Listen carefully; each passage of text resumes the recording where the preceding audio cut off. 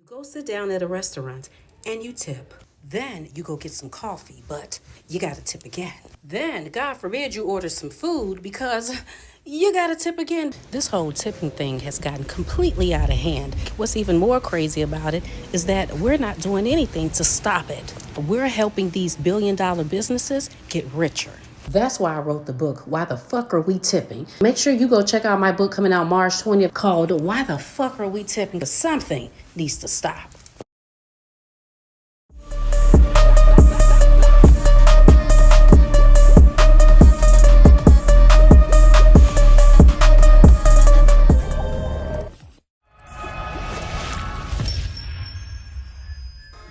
Hey everybody, this is Geneva of Geneva's Closet Talk Show. Please make sure you like and share this video and subscribe to Geneva's Closet if you haven't already done so right here on YouTube. And you can follow me on Facebook at Geneva's Closet. And you can email me at genevascloset22@gmail.com. Now, let's get into it. So my wife, is the backbone of our family, and I'm wise enough to admit that. You speak so lovingly of your wife. Mm-hmm. I'm not going to come back in 5 years and find out that you're not together. I got to have a little faith in someone. I'd never leave my wife, and I may give her a reason to leave me, but I'll never leave her. I won't leave her. No. We've known each other too long. We've been through too much, and being a star and all of that, temptation's all around. It's all around, and I haven't been perfect. I'll be quite candid about it. And what do you mean? Well, I just, we've gone through ups and downs, and we're still together, and we're best friends. Mm-hmm. He grew up just a short commuter train ride from New York City in the town of Mount Vernon. His father preached at the Pentecostal church, while his mother struggled to keep Denzel and his brother and sister on the straight and narrow. His parents divorced when he was 14, and after attending a mostly white prep school, Denzel enrolled in Fordham University in the Bronx. During a hiatus at a youth camp, he discovered theater. His rendition of Othello at Fordham got the attention of actor Jose Ferrer and various talent agents. And at age 22, he was cast in the TV movie Wilma. You know I love you, babe. Also in the film was actress Pauletta Pearson. Yes, honey. She had a small part in the movie, but would soon become the leading lady in his life. They married 6 years later. It wasn't television, however, that honed his instincts and kept him alive in the lean years.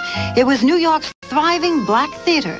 In 1981, he played Malcolm X for the first time off-Broadway in When the Chickens Came Home to Roost.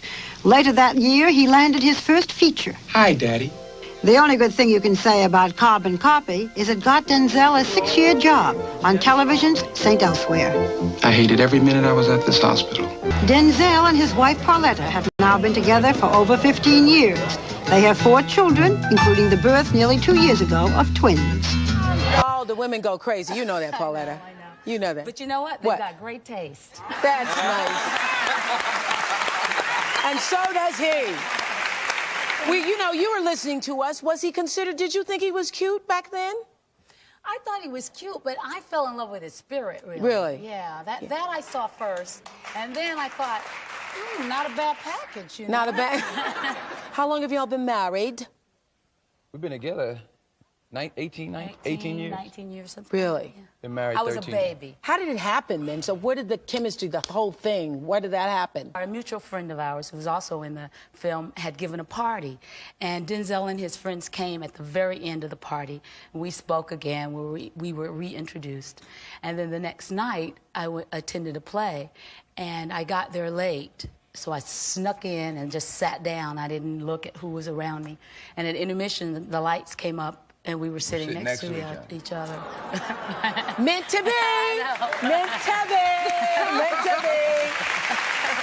Do you remember, though, in his career when that whole thing, because when he first did Wilma, nobody was going, ooh, Denzel. Not at all. Yeah, not with that shot, anyway. Not that shot. Okay, so do you remember when it all started? Could you feel in your own relationship when that started, all of a sudden you went, whoa?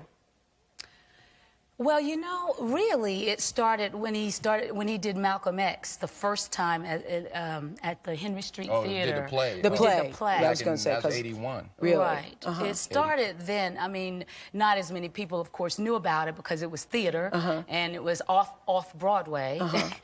But I could sense there everybody flocking. The phone was ringing more, and we'd go out more, and I'd see more people kind of gravitate that side, you know. Aren't the women bold? Oh, very. You know, very. Just rude. But you know what you're gonna say? They see something good, and Yeah, I remember Maria Shriver told me once that, you know, that the women were just, with Arnold, just bold enough, like in her face, just walk up and just try to slip the numbers in his pocket or something. Bold. They don't even try to slip anymore. They don't slip anymore. One of the funniest things, well, it's funny now. I was pregnant with our first child. Out to here. I mean, I was out to here with every child. And I'm standing there thinking I'm looking as cute as I possibly can with the ankle swollen and everything. Then this really thin, cute, you know, came over and just I call them petitas. well, okay, the petita came over. and totally blocked us, right? And I'm thinking, wait a minute, this is, you know, Our child. You know. Blocked you. Blocked me. But that doesn't bother you, does it? No, because you know why? He's coming home. Hello. Because he was voted the sexiest man alive, and I have to imagine that you know, having women looking at your husband and possibly being rude sometimes Oh, yeah. is just really something else. Yeah, it is. But you know what? I am so secure as to who Pauletta is. And the actual thing is that my mother raised me in a way to know that who I am. Yes. So actually, he married me for who I am. And I've always felt confident in that. And the grace of God. Is he romantic? Very. In a very unorthodox way, maybe. Sometimes, for instance, whenever I was traveling and I would come home, my routine is to go to the bathroom and then go to the refrigerator. So one time I went to the bathroom and I went to the refrigerator and I was getting the orange juice out. And as I was getting the orange juice out, there was this black box. I opened the black box and there were diamonds, and I thought, I love it. Pauletta, girl, I know you had to have some confidence being married to Denzel Washington. That man know he was fine. You agree, ladies? Come on now, don't play with it. Denzel Hayes Washington Jr. was born in Mount Vernon, New York on December 28, 1954. He is about to be 70 years old. His mother, Lennis Lynn, was a beauty parlor owner and operator born in Georgia and partly raised in Harlem, New York. His father, Denzel Hayes Washington Sr., a native of Buckingham County, Virginia, was an ordained Pentecostal minister who was also an employee of the New York City Water Department and worked at a local S. Klein department store. As long as we've been knowing Denzel, we ain't never heard anything about Denzel cheating. We ain't heard nothing in the media. We haven't seen any pictures being shopped around. Or has it been some speculation? Let's get into it. I'm reading from a Radar Online article dated for July 10th, 2013, and it says, Flight star Denzel Washington has been married for 30 years, but despite a seemingly idyllic relationship with his wife, he is now caught up in a cheating scandal as photographs of Denzel apparently with and kissing another woman are being shopped. RadarOnline.com has learned exclusively. Denzel, 58, and his wife Pauletta, 62, recently did an interview with Ebony Magazine, giving what some would call a rare portrait into one of Hollywood's longest-running couples. But several photos that have been shopped to various media outlets appear to show Denzel with another woman and kissing her on the lips in what appears to be a passionate moment. Those photos are a stark contrast to what his wife Pauletta recently told Ebony.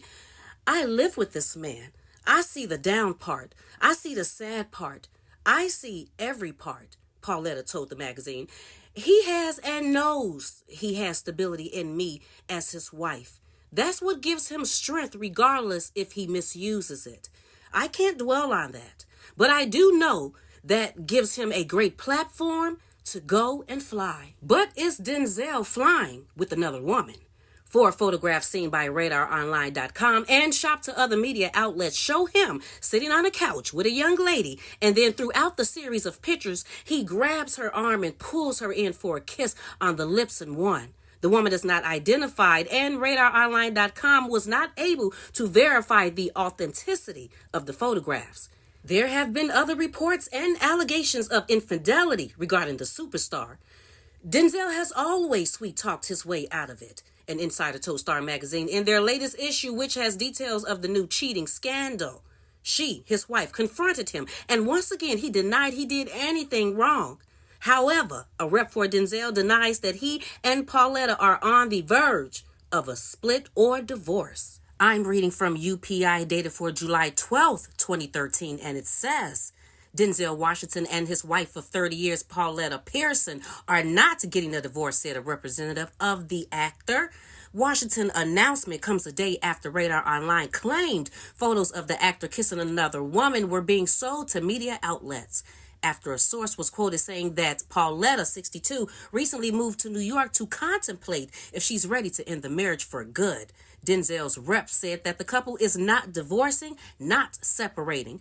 Radar Online claims to have seen and purchased 4 photos in which the 58-year-old actor is seen sitting on a couch with a young lady. In the images, he reportedly touches her hands and legs and kisses her on the lips. I know you heard those accusations about Denzel and Sanaa Lathan having an affair. I ain't lying. Let's get into it. Reading from a 2006 article, it says, Sanaa Lathan denies she had an affair with Denzel Washington, her co-star in the 2003 thriller Out of Time, in the February issue of Vibe. The rumor got started because the movie had a love scene with Denzel, and people took that and translated it into real life, the 34-year-old actress tells the magazine.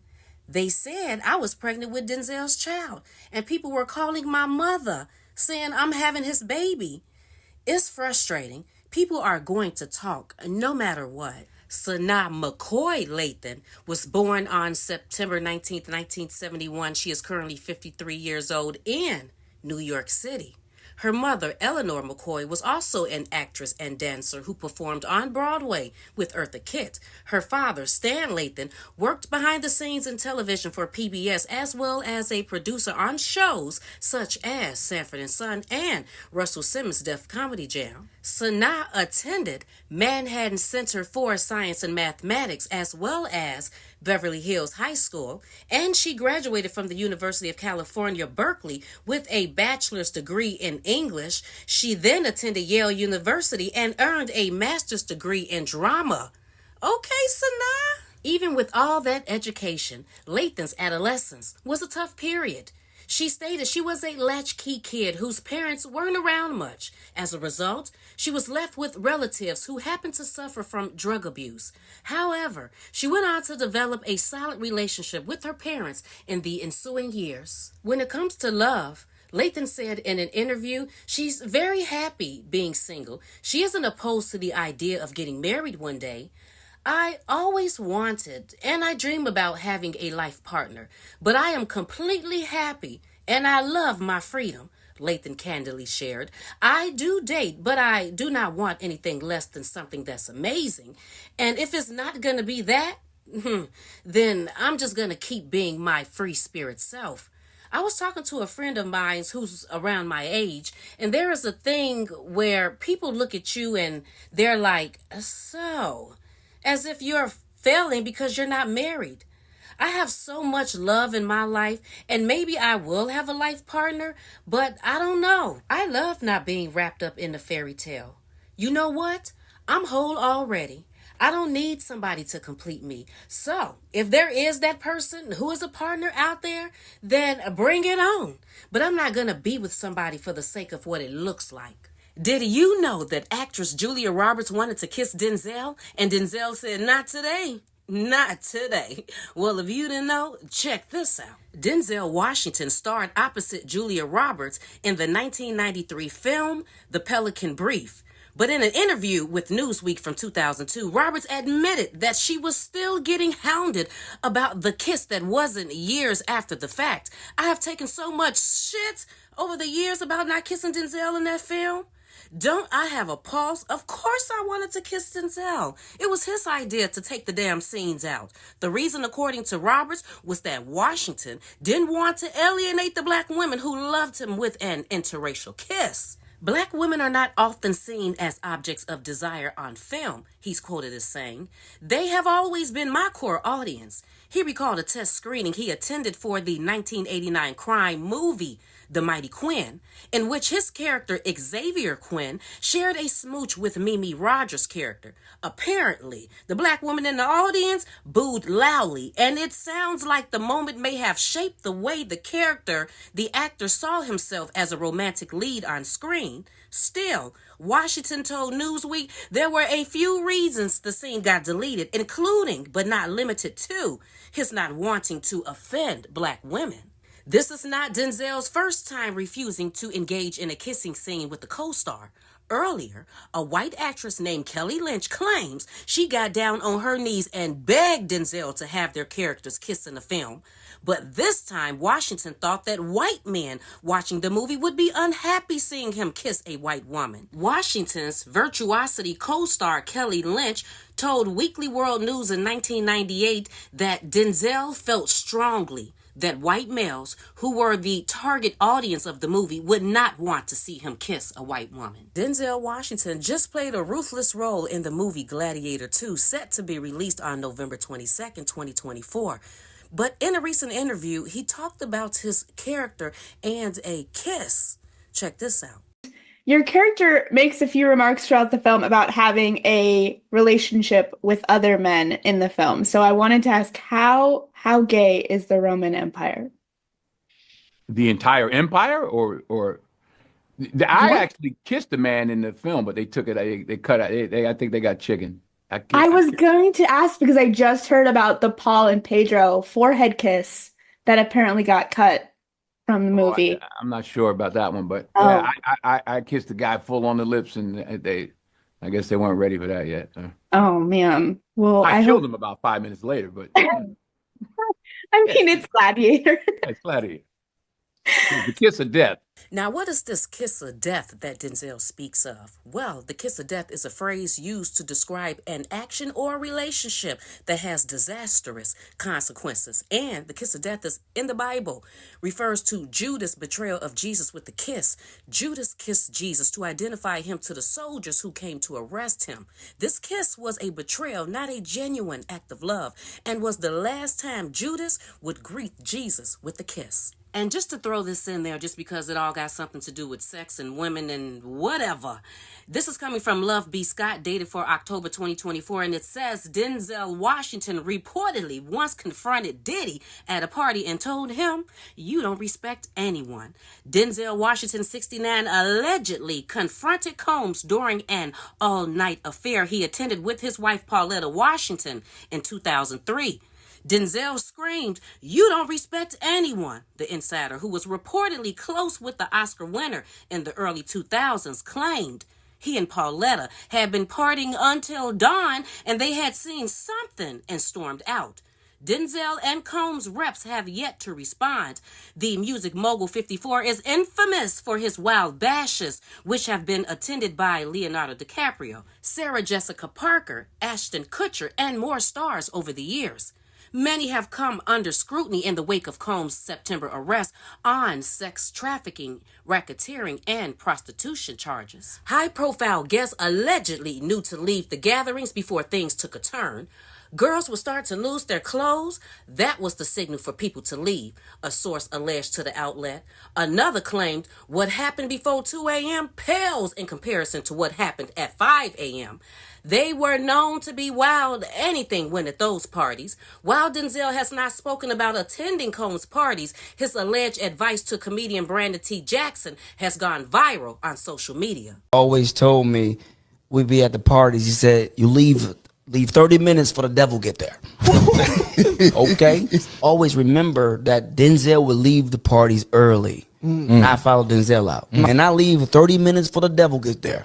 Even though I I'm really happy for Teresa and her family. To me, it still sounds like a very sad story. He was ripped from the girls for like a whole year, and now he has to go to jail, and now the girls have to be without their dad after building a bond with him for all of this time. So to me, it just sounds like an emotional roller coaster for the kids. You know what? I got to say props to you for really kind of cutting through it and realizing probably the most important point that nobody has really talked about. So good point. Really good point. Shout out to my subscriber and new friend, JT, for mentioning Cuba Gooding Jr. and his father, Cuba Sr., because if it wasn't for that, I wouldn't have done the research, which led me to discover some other things that we'll get into soon. You all know this handsome man, Cuba Mark Gooding Jr., born January 2nd, 1968 in Bronx, New York. We all know him as being an amazing actor who's won an Academy and Screen Actor Guild Award and just recently nominated for an Emmy as his portrayal as O.J. Simpson in the FX drama series, The People vs. O.J. Simpson, American Crime Story. But that's not it, because a lot of us was introduced to him as his role as Trey in Boys in the Hood, but we also remember him on Men of Honor, Jerry Maguire, Radio, y'all remember Radio, and a host of other movies, but I didn't even know that he was in the first Coming to America and that he played on MacGyver, and then come to find out his first job as an entertainer was as a break dancer with the legendary singer Lionel Richie at the 1984 Summer Olympics. Let me ask you all a question. Did you ever pay attention to the fact that his name is Cuba Gooding Jr., meaning that he's named after his daddy? I ain't never paid no attention to that. And did you ever question why he was named Cuba? I never even questioned that. Well, the reason why I'm bringing it up is because we're going to get into it. Why is he named Cuba? Because there's a story to that. And did you know that his mama and daddy sang music? I didn't know his mom and daddy was a musician, and his daddy actually got some songs out that I done heard before. Did you know? Did nobody tell me nothing? And did you know that his granddaddy's first wife was killed in Cuba due to Marcus Garvey Pan-Africanist movement? I had no idea when I heard that. I said, Rich. Well, don't worry about it because we about to get into it. Usually when I do these type of videos with this type of research, I explain it in a certain type of way. But this time, I'm going to tell it in chronological order. So, Dudley McDonald Gooding was born on December 6, 1890 in Bridgetown, Barbados. Now, Dudley is Cuba Gooding Jr.'s grandfather and Cuba Gooding Sr.'s father. In 1936, Dudley fled his native Barbados because he rejected subservience to his father and to the British Crown, which ruled Barbados at the turn of the century. Determined to elude the national obligation, he went to Panama and helped build the Panama Canal. He worked on ships all over the world, learned 9 languages, and settled in Cuba, where he immersed himself into the activism related to the Garvey movement. I did a little research to find out why would Dudley leave his native Barbados, because when I was looking up some other things, it said that he loved where he came from. And this is what I found, that in 1937, there was a labor rebellion in Barbados. It says, on the eve of 1937 rebellion, Barbados, almost unchanged since the mid-19th century, was dominated by an elite that attempted to dominate society through mechanisms such as the Masters and Servants Act and very low wages. Politically, this group controlled parliament and was slow to implement changes to deal with rapid unemployment and poor living conditions. Economically, Barbados' sugar economy had declined while wages for workers still remained below 1 shilling per day. And then to compound these problems,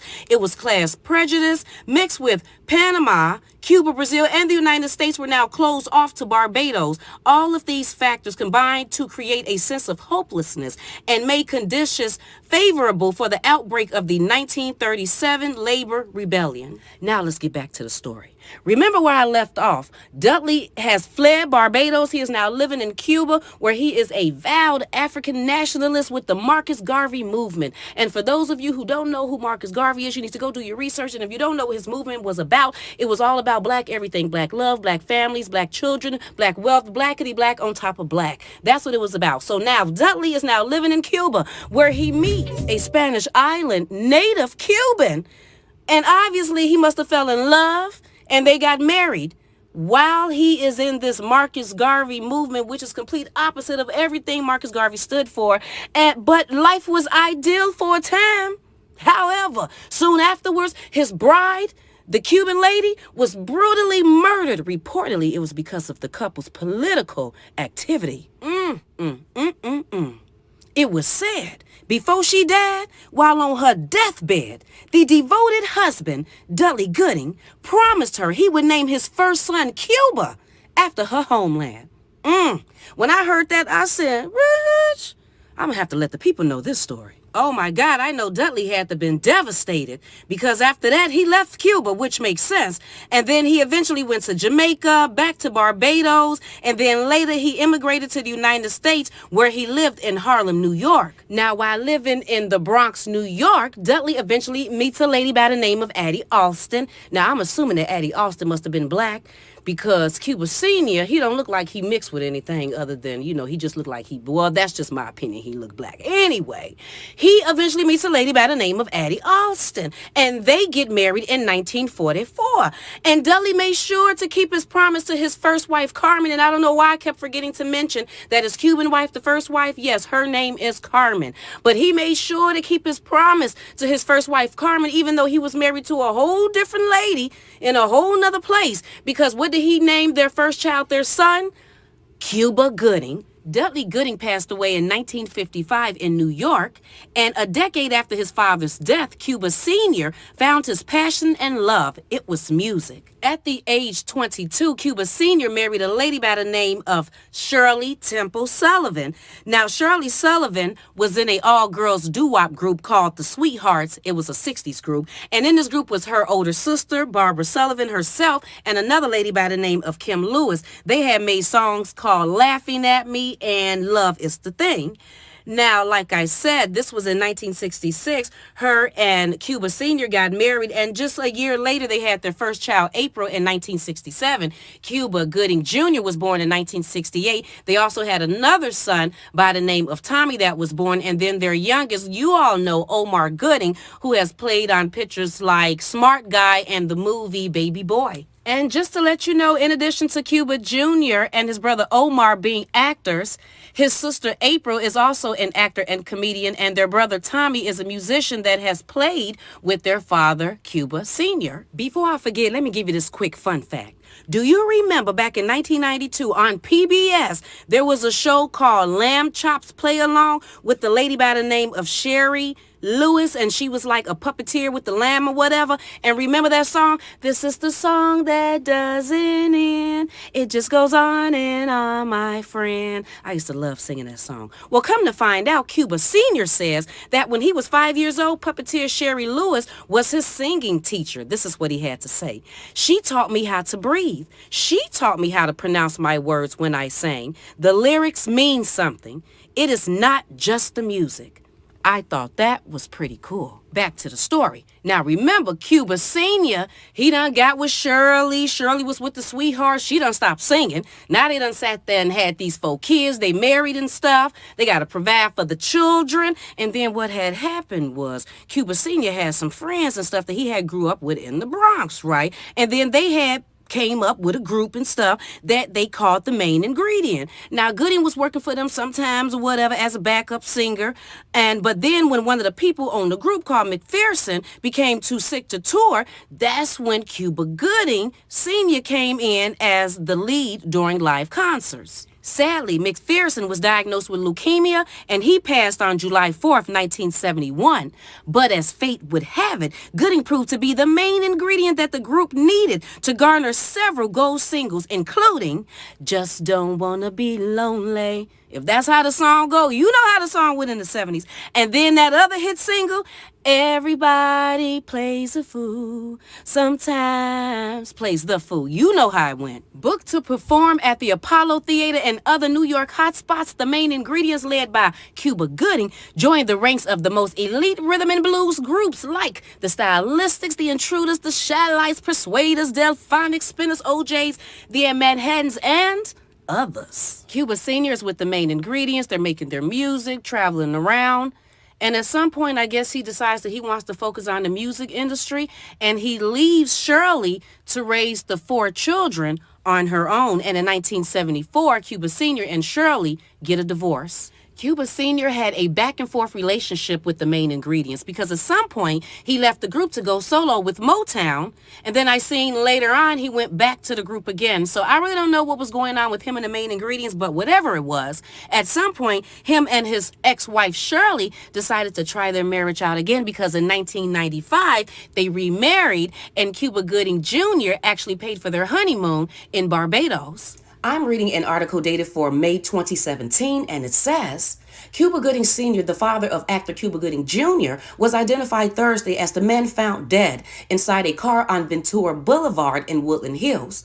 The elder Gooding's body was discovered just before 1 o'clock p.m. Los Angeles firefighters and the LAPD responded to the scene, where after removing him from the car and trying to revive him, he was declared dead. Just hours before, around 10 o'clock a.m., a witness had spotted Gooding, 72, in the front seat of a silver Jaguar, wiping his brow. Surveillance video showed his car pulling up to the area around 3:30 a.m. Thursday morning. The death appeared to be the result of a possible drug overdose. Police found liquor and wine inside the car.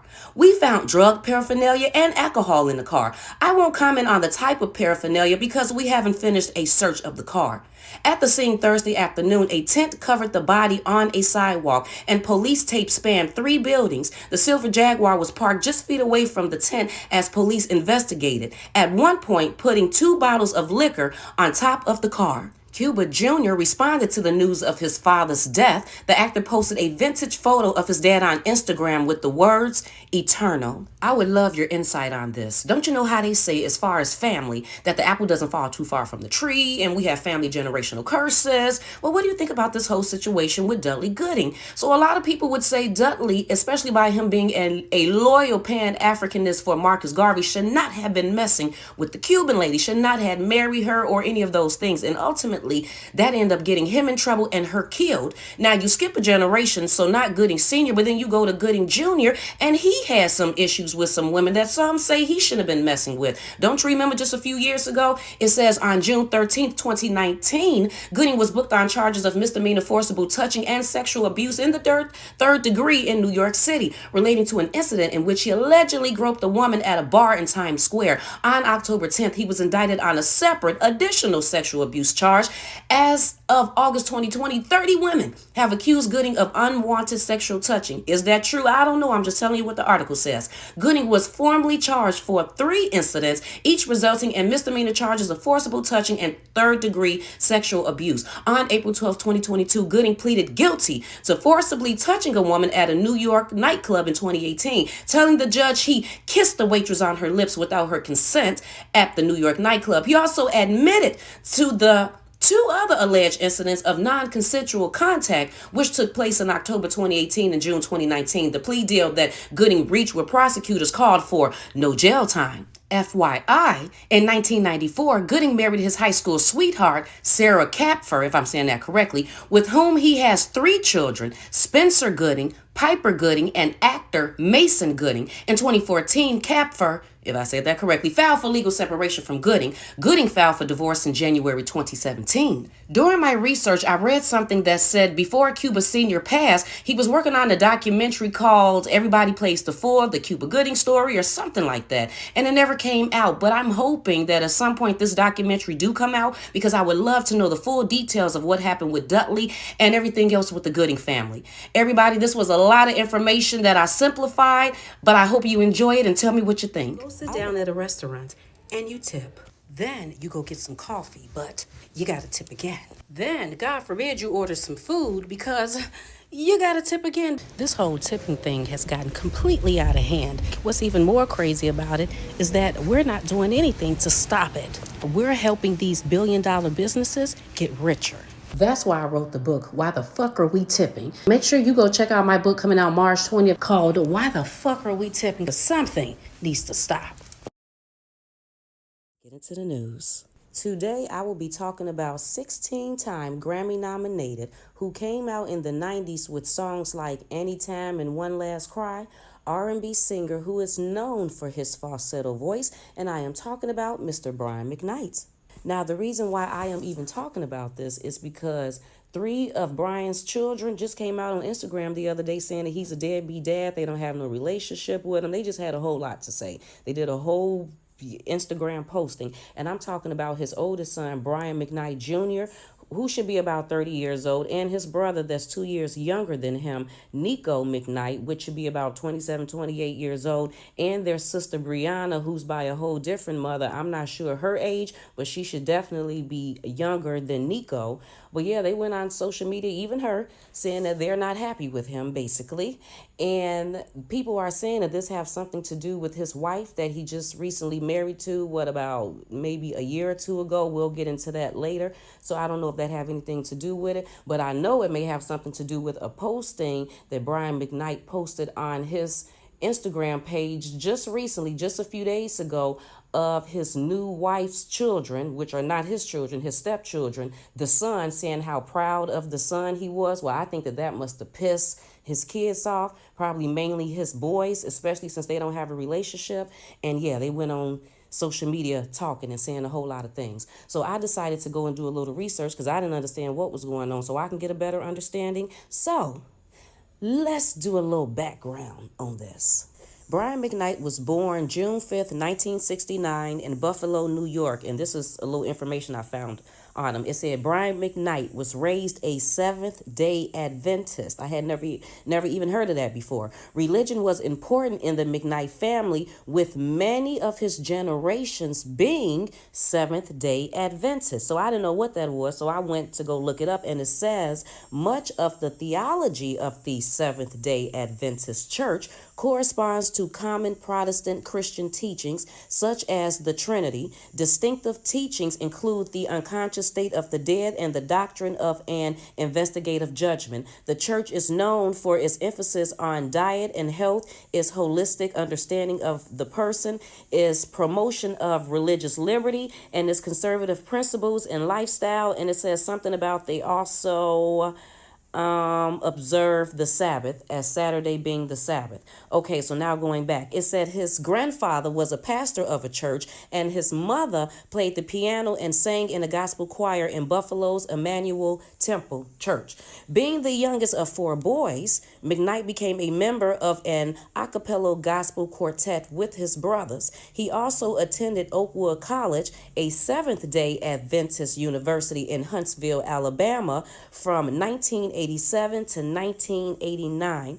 In his sophomore year, McKnight got in trouble for violating Oakwood's rules about dormitory visitors for having his girlfriend in his dorm room. They were both expelled. Now, the interesting thing about this is that the girlfriend that they're talking about that he was expelled with from college in 1989 is the woman who ended up being his wife and the mother of his sons, which is Julie McKnight. So they were both kicked out of college in 89, and then in 1990 they were married, and Brian McKnight Jr., his oldest son, was born. So with that being said, in 1989, when Brian and Julie was kicked out of their Adventist religious college, Brian was 20 years old. Then the next year, they decided to get married in 1990, and they had their first son, Brian Jr. By this time, Brian Sr. should have been 21 years old. Now, I'm assuming based on articles that I read, because it said that Brian and Julie were very religious, I'm assuming then that that's why they got married. Probably not so much of them being in love, but maybe because Julie was pregnant and Julie and Brian felt, and maybe their family felt like this is what they needed to do, was to get married. But they were married for 13 years, from 1990 to 2003. They had Brian Jr. in 1990, and then 2 years later in 1992, they had Nico McKnight. Now, I ended up finding some discrepancies when it came to how many children do Brian McKnight have. Some articles were saying that he had 4. Other articles were saying he has 3. Then I was trying to see how many children did him and Julie have together. Some articles just mentioned the 2 boys, Brian and Nico. Other articles mentioned Brian, Nico, and another son by the name of Clyde McKnight. Tried to do a little research on Clyde McKnight, couldn't find any information, a picture, a birthday, a age, nothing. So then I had to go on Julie's Instagram page to see, is she mentioning a 3rd child, because I was like, maybe she does have another son, but it just wasn't by Brian. She had another son later on. But no, I only see her speaking of her only 2 sons and those grandchildren that come from those sons. So who is Clyde McKnight? I have the slightest idea. So at this point, all I can say is that there are 3 children that Brian McKnight has. His 2 sons by Julie, and then his daughter Brianna that he obviously had by another woman. And the reason why I say obviously, even though I didn't find any pictures of the mom or anything else, because I didn't even fully research that part, I'm assuming it's like of Asian descent, because that's just what she looks like. I don't really know. But I ended up finding an article that was written in 2009, 2010 by TMZ that stated that a woman had said that she had a long lost child by Brian McKnight, and she wanted back child support, and she took it to court. And the judge, and because Brian didn't come to court, the judge let it go through. But then Brian went to go do a paternity test, and the paternity test came back saying that he was not the father. But it was saying a lady by the name of Miriam Lee on this particular article. But another article, it named her Miriam Moreno, 34 years old, said that she had a 1-year-old son by Brian McKnight. And it says, according to the online records, Lee and McKnight were an item for many years, even before McKnight divorced his wife of 13 years. McKnight has expressed regret for staying with his wife for years after realizing there were major problems in their marriage. He said he stayed for the benefits of the couple's 2 sons. And then this is what he said.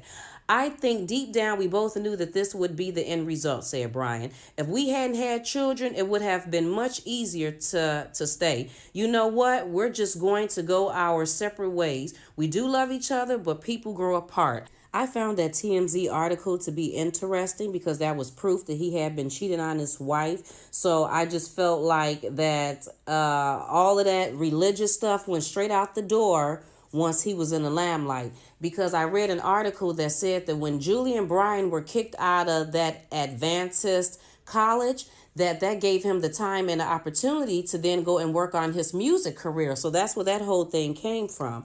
But I had went on Julie's Instagram page, like I told you, and I seen a picture that was interesting, and it says, you can read it for yourself. My flashback Friday, pick number 1, Grammys, red carpet, height of my ex-husband career. What do you see in those eyes? Not joy. Pick number 2, now, living, swirling, cotton candy coated unicorn, swirling in stardust and confetti. Keep on living, fam. Don't never be misled by lights, camera, and action. It's a veil.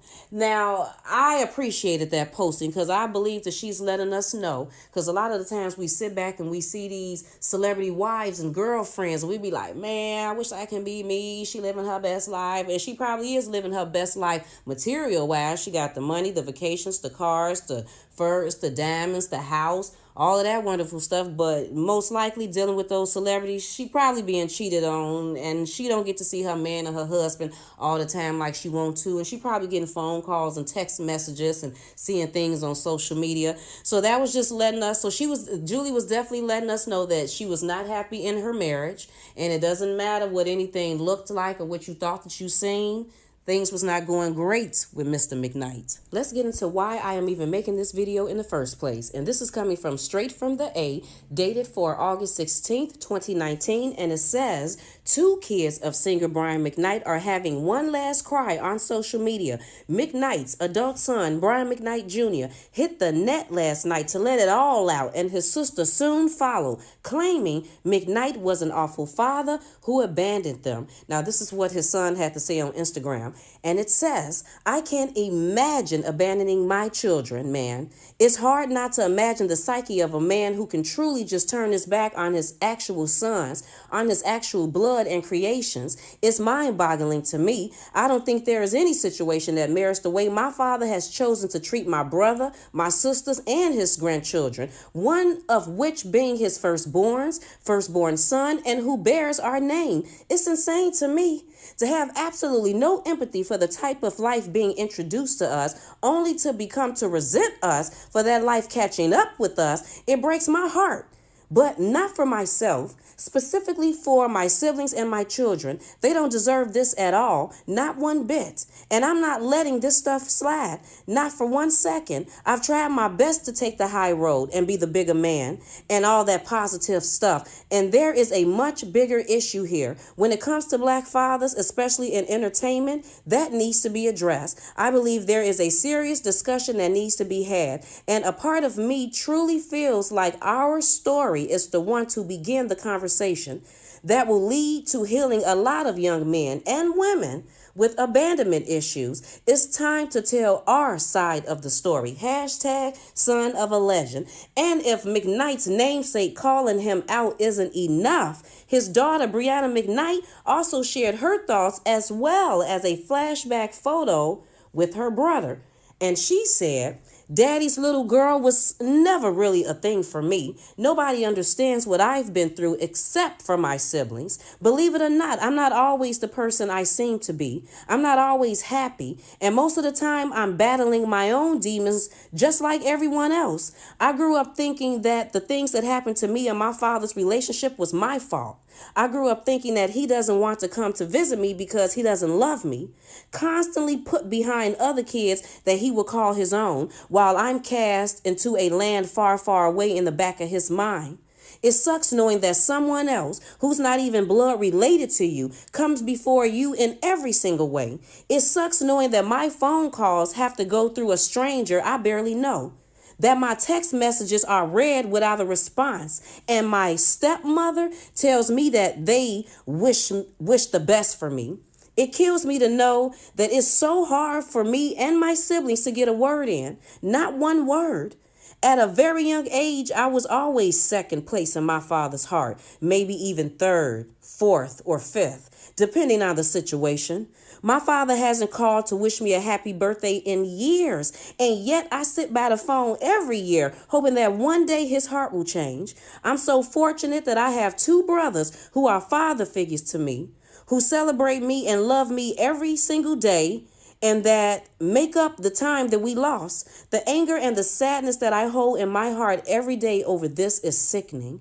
It hurts knowing that my brothers went through this at my age and are still going through it, and that my little sister is going through this at her young age. I don't usually write things like this, but I feel like enough is enough.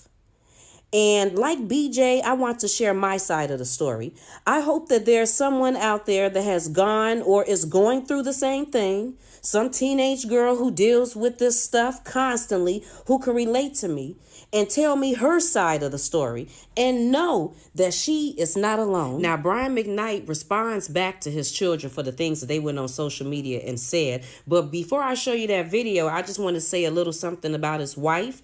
Her name is Leilani Malia Mendoza. They started dating in 2014, got engaged May 2017, and was married December 29th of 2017. And personally, I don't think that his kids really care for her too much. Now, her and Brian McKnight don't have children together, but she has two children, a son and a daughter.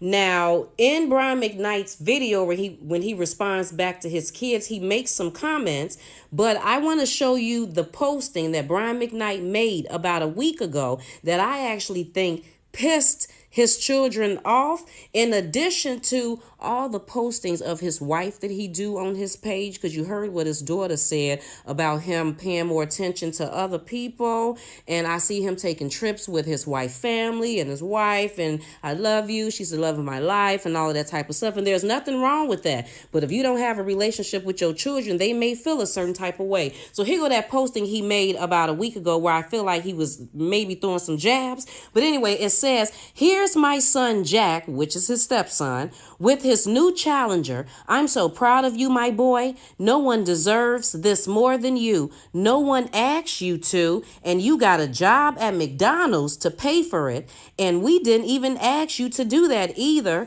Thumbs up. You took your hard-earned money and said, here, I want to help you pay for it, Brian McKnight. And I cry because I know that you don't take things for granted. You love and respect me as your father, not just because I'm married to your mother, and I love you as my son, period. Enjoy, but take it easy. It's a V8.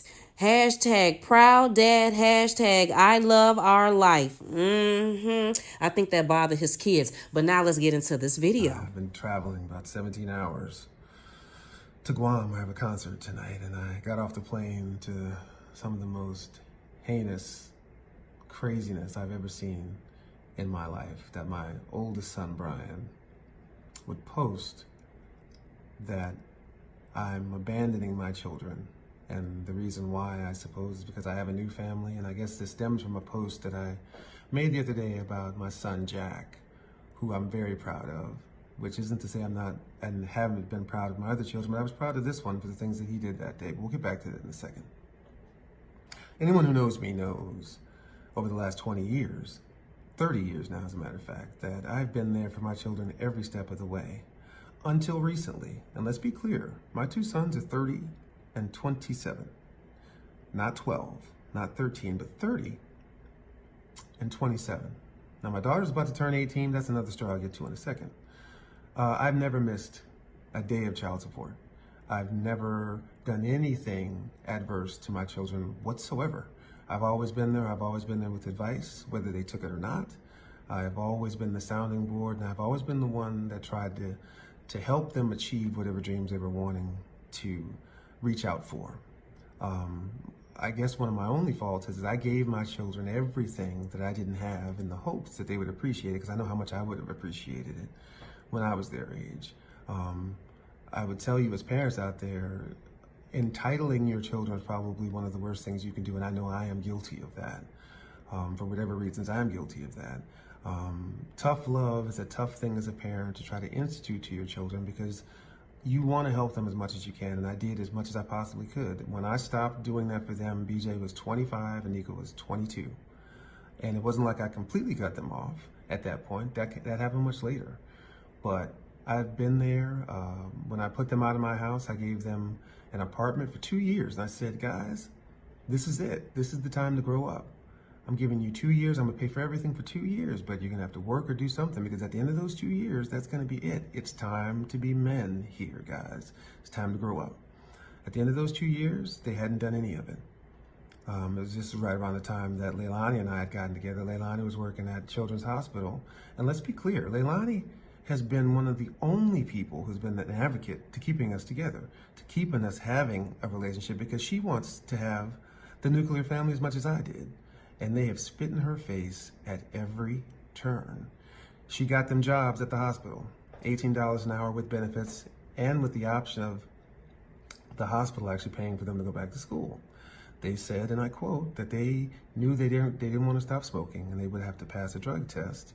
And the day I had the doctors looking into it, Nico's on there, taking a big puff, which is fine. If you want to smoke, that's fine. I'm not saying that that's bad. If that's your choice, that's your choice. But what I'm telling you is that we have been advocates for them every step of the way. Now let's go to the part where we have been estranged. Again, we talk about abandonment. I'm not abandoning them. We are estranged, which happens more often than not in this particular situation. BJ broke into our home a few months ago, and he put X's on the eyes of our wedding photos.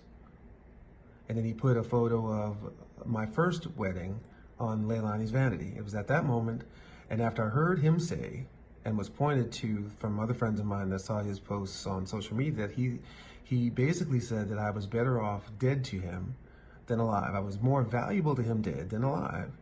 And that was the end of me dealing with him. If you look at my Instagram, you'll see that not my last video, but the video before that, 42, the song was written by Brian and I, and it was directed, the video, by Nico. And I went on and I said how proud I was of Nico at the time, and I really, really was. He did an awesome job in that video. Even before that, less than 2 years ago, these are the two gentlemen who stood up for me as my best men in my wedding. So abandonment, deadbeat dad, I'll reiterate, I've never missed a day of child support. I've been there every step of the way. BJ, he talks about Jack's new car. BJ had 3 brand new cars before he was 22. But I'm not talking about material things, because none of this has anything to do with money. It's about respect. Respect goes both ways. And even in family, there's a line that shouldn't and should not ever be crossed. It's crazy to me that people will just believe anything, and I thought it was important to set the record straight and let you guys know that abandonment has nothing to do with any of this. Deadbeat dad, I've been there every step of the way. And let's also remember that these kids are 30 and 27, not 12. It's time for grown men to be grown men. And I'm sorry that tough love happens to be this way. And I do wish them the best. I want them to have and to reach their dreams and their full potential. But like any other man in the world, you got to go out there and you got to take it. As far as my daughter is concerned, you know, her mother, if you look back at my Instagram, she was a part of this family too, with Jack and Julie and Leilani and myself. And unfortunately, along the way, a couple years ago, I got wind that there was an older cousin who was above 18 who was quite possibly having sex with her. So I called, as a father should, to the state office for children's affairs there in Arizona, and I never heard anything back. But the next thing that her mother did was to block all of us from her social media, from her phone, and completely estranged her from us. So what that told me was they didn't want me to be involved in her life that way.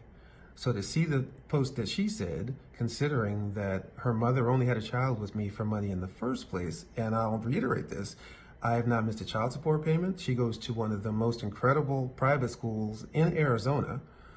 So I don't know where this is all coming from, but I thought that I needed to let everybody know that there's another side to this story.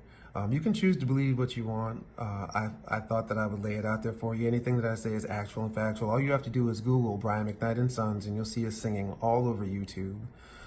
Go back and look at my Instagram. Go back a couple of years. You'll see that I posted about all of my children. But remember that these kids, these boys, they're grown men, and tough love is exactly what it is. It's tough love. So thanks, everybody. Cause you know that you're in love, love, love. You're in love, love, yeah. Well, my two boys, BJ is my oldest, Brian Jr., and Nico, his younger brother, they have sort of a rock, pop, R&B sort of hybrid that they do together that everyone here in London, and actually all over the world now, I've taken them everywhere I've gone for the last 2 years, have seen what's about to happen, and that's their CD to be released later on this year. What can we expect from your album? Everything, a lot of stuff, everything. If there's a certain genre of music you'd like to hear, we've got it. They do all the music themselves. I'm just here to sort of be the executive producer. I'm the most proudest dad on the planet Earth. And you seem to have a really healthy, fun relationship with them, like with your stage interactions. So what kind of advice have you given them in terms of tackling the industry? Tips. Never say can't. Never say can't. And tips, always give 110%. Always. Always. Make sure your fly is closed. Yeah. Stuff like that. You know, the normal dad stuff. Yeah. Well, I haven't really given them advice. I let them see what this job entails. By being with me all the time, they get to see how much work it is. The fact that he's able to do so many things, aside from singing, TV, radio, Broadway, all that. Yeah, you know, all that kind of stuff. The kazoo. And I think that they see that they're ready to sort of, they wouldn't have been ready to do this 2 or 3 years ago, so I felt it was important for them to actually get hands-on experience. And I think they're ready now. Hi, we're McKnight, and you're watching Soul Culture. You can't be watching a website. You can. Oh, you can? Yeah. What else would you can? Watch it.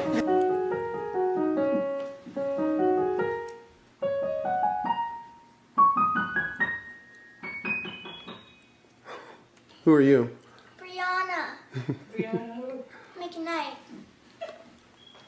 Aren't you something? Hey, sing that Willy Wonka thing again. Okay. I want to feast.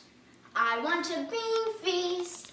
Cream buns and donuts and fruitcakes with no nuts. So good you could go nuts. Give them to me. Now, I want a party with roomfuls of laughter. I want a ton of ice cream. And if I don't get the things I'm after, I'm gonna scream. I want the works. I want the whole works. Presents and prizes and sweets and surprises of all shapes and sizes. And now, don't care how, I want it now. Don't care how, I want it now. believe that when Brian made that posting about his stepson getting a job at McDonald's, I believe when he wrote that, he had his sons in his mind. He had his children in his mind. And I believe in that posting, he was throwing jabs, especially when you hear him talking on the video that he made responding back to his sons, basically saying that his sons didn't want to get up and do anything. They expected him to do everything, that they asked him, that he and his wife was even going to give them a job at the hospital, but they didn't want to stop smoking.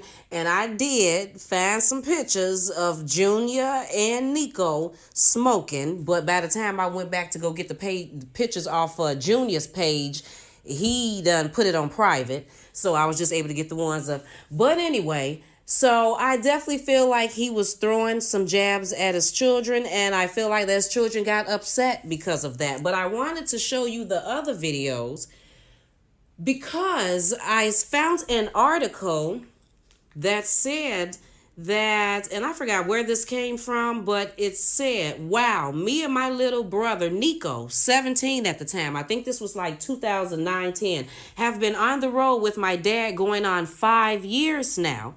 It's been such a learning experience from a performing standpoint. I've always loved getting on a stage and singing for people, but to be able to watch my dad every night and take notes on how to talk to a crowd and lead a show has been a blessing. Being that I love traveling, being on tour has taken me places I'd always said I wanted to go. London, Paris, my favorites, many of the islands, Asia and Africa last year. If there is a venue, best believe we have played it. I'm trying to figure out how his sons went from traveling to Asia, Africa, and London on stage at 12, 15, 17 years old, making videos with their father at 19 and 22 years old. How did they go from that to now being offered a job by your wife to work at the hospital making $18 an hour, which there is nothing wrong with working at a hospital making $18 an hour based off of a hookup by their stepmama. There's nothing wrong with that. But I'm just saying, what happened? Isn't that a good question? Because I know his kids got to feel the same way too. They was just performing with you, and I'm pretty sure in their minds they believed that they were going to be stars, they were going to be celebrities, and now you still got your celebrityisms, whatever parts of it he still got. And you trying to offer them a job at at the hospital and stuff. So, yeah, so was he a sometimes daddy? Like, maybe he was a sometimes daddy. Maybe he was around sometimes, because I don't know if I can say that he wasn't around at all when at 17, Nico being 17, Junior was saying that they was already on the road for 5 years. Don't know how much longer. That was just at that time, it was 5 years, that they was on the road with their dad and then doing videos and stuff like that. So don't know if I can say that he wasn't around at all. And then we seen the video with him and Brianna. I wondered, did Brianna really want to be a singer, or was she just trying to do that to impress her dad? Because sometimes, kids do that because they feel like that's the thing that their parents want and that's what would make them happy. So they try to act like that's what they really want to do, when in all actuality, they don't. But yeah, his sons really do have nice voices. I mean, they sound wonderful. So I wonder what happened with that. Maybe he was a sometimes dad. Sometimes he was there, sometimes he's not. Then he's on the road. He done found him a girlfriend. Now he's all about his girlfriend. And then what was that comment that he made about his daughter, Brianna, saying about the whole molesting thing? Now, he said that he heard that she was being molested or something by her cousin. So he said he went and called officials or whoever, and he said they didn't respond back. Then the next thing he know, her mother went and blocked him on everything. So he figured that they didn't want to have a relationship with him.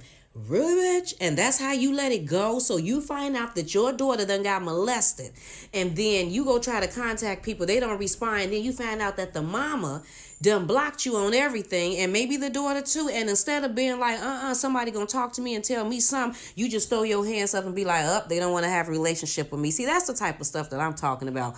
Real love wouldn't allow you to do that. Real love for your child would make you go and find out what's going on.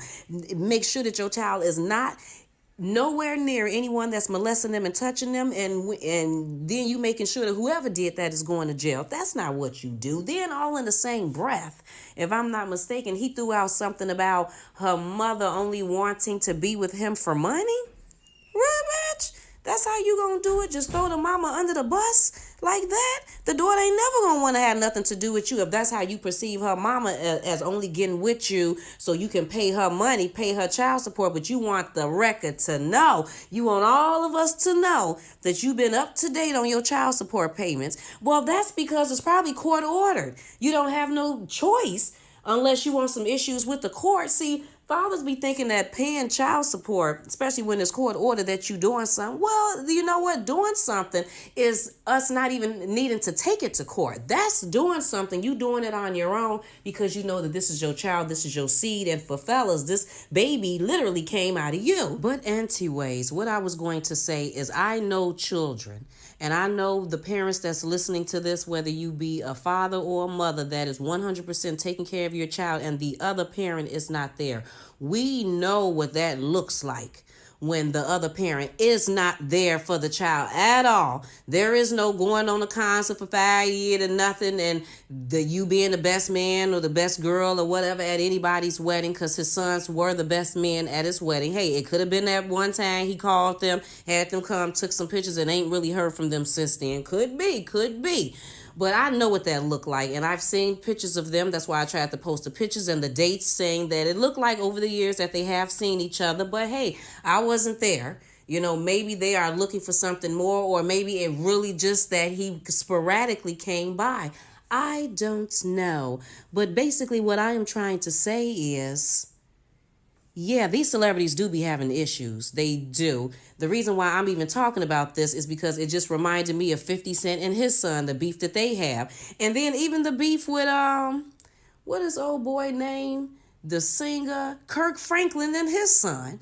The drama with that, because I'm following his son on Instagram, and his son has some things to say about his daddy, and he smoked weed. Did y'all know that? His oldest son? Anyway, did I tell y'all that...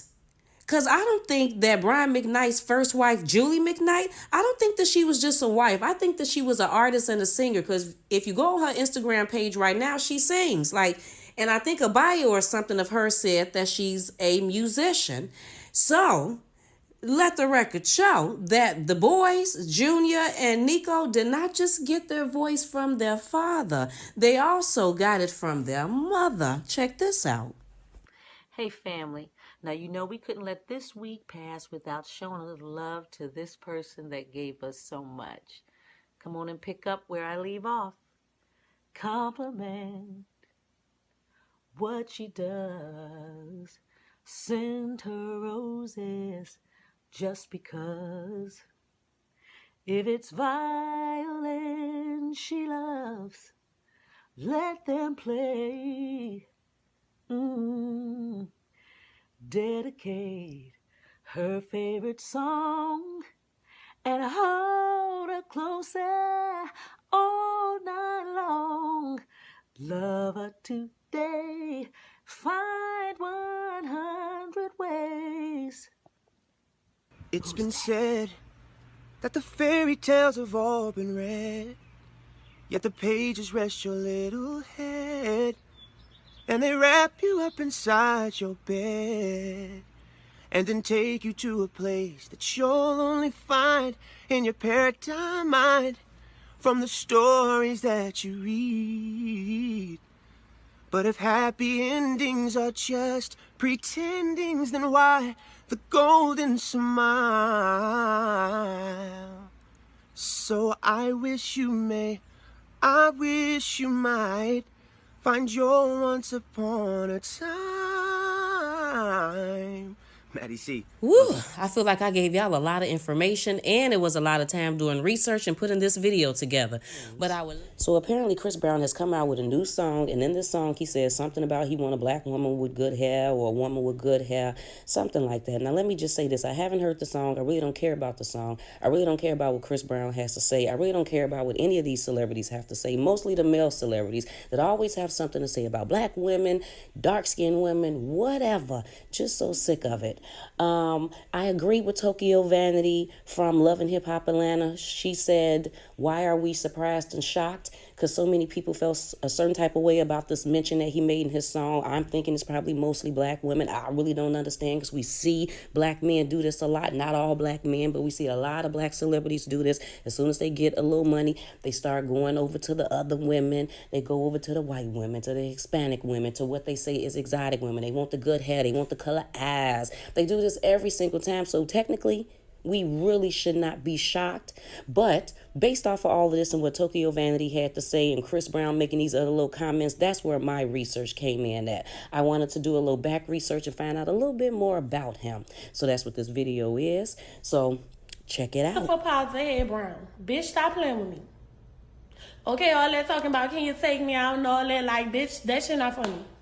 Second of all, bitch, I'm not even your type, bitch. You into things of, lighter complexion, coke, heroin, Molly, acid, embalming fluid, cigarettes. I'm just saying, Puerto Rican women, white women, Asian women, and that's all fine because that's your preference and we are entitled to a preference. Bitch, all I'm doing is calling it like I see it. When we was in the club in Miami and when we was in the club in LA, bitch, in your section, your rules was no darkies. You wouldn't let my homegirl in LA, but you let all her friends in. And in Miami, you wouldn't let my other homegirl in, but you let all her friends in. But y'all was talking about no dark-skinned women. All I'm saying is, like a gangster, how you feel, stand on that shit. Because me, however I feel about anything, I'ma stand on it 10 toes. Bitch, don't come changing your opinion and how you feel about shit because everybody bashing you.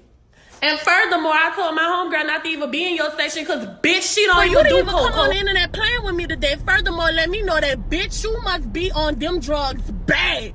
Because, bitch, I don't even play with niggas like you. Bitch, I make a real nigga bat the fuck out you. Bitch, you'll really be around LA dancing, bitch. It's so crazy to me how all y'all African Americans on here who got black mamas, sisters, aunties, brothers, cousins, and sisters, uncles, nephews, and brothers. Y'all on here like, you know what I'm saying, acting like that shit. And bitch, y'all can say what y'all want about me. I don't give a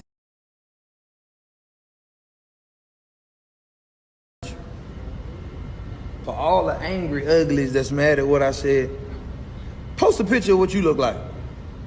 Please. I'm begging you. So we can end this shit once and for all. Ooh, ugly. Y'all ain't sending no pictures in. Ooh. Feel dumb, don't you? Are you listening? Damn.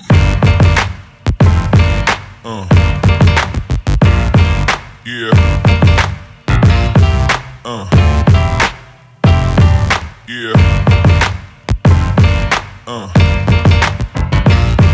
Yeah.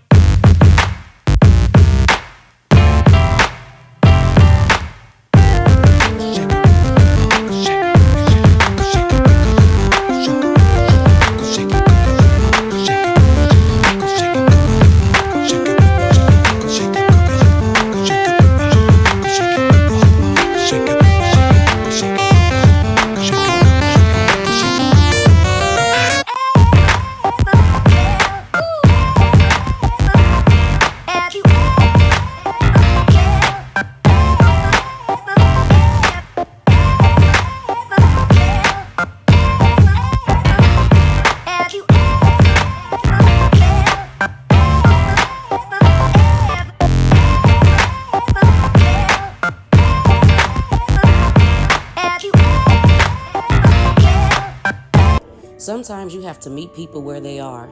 And personally, we don't know anything about Chris Brown, but we have already signed, sealed, delivered, and stamped him his black card. And that was based off of him looking like a black, light-skinned man, him acting black, him hanging around black people, The music is black.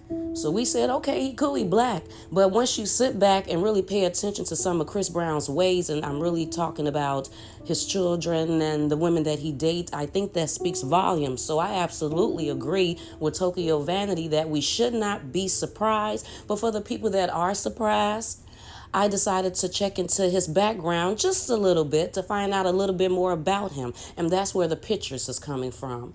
So when I checked into his background and seen his family members, because I felt as if he probably had some mixing of the races going on in his family. Maybe he's mixed with white, maybe something else. I seen something where it said Pan Monkey or something. That's some Indian tribe that was started or something in Virginia, where his family is technically from Virginia. So maybe he is mixed with a little Indian. I don't know. But what I'm saying is when I looked at his background, I realized it's in the genes. It is literally in the genes. Chris Brown is doing what he sees the rest of his family doing, what he's seen the rest of his family doing. His family is of mixed race. They have dated mixed race people. So that's what Chris Brown does. Chris Brown family has what society deems as good hair. That's what he's used to. Not to say that there's any dark-skinned people in his family with kinky hair. I'm not saying that. So I had to throw that disclaimer out there. But what I'm saying is that that's what he's used to. That's what his family has done. It's in his genes, and that's what he does. So can we really be mad at him when that's all that he's used to? We've seen the type of women that he's dated.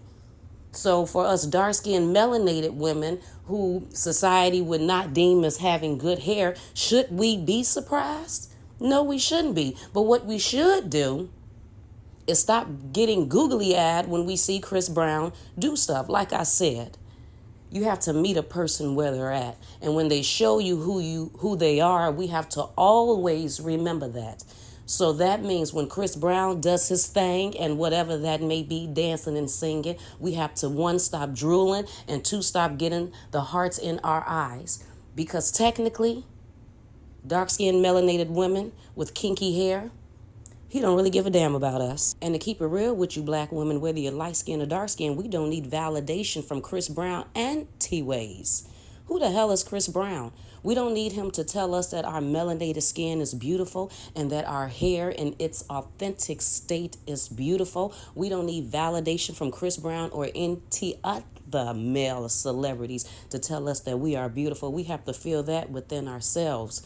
But just for the record, Chris Brown is of mixed race, and his family on his mother's side is of mixed race. Just to throw that out there, just so you can know. So when you see him doing certain things, dating certain women, having certain babies, even though his children are beautiful, his daughter's beautiful, you're not too surprised. Tell me what you think.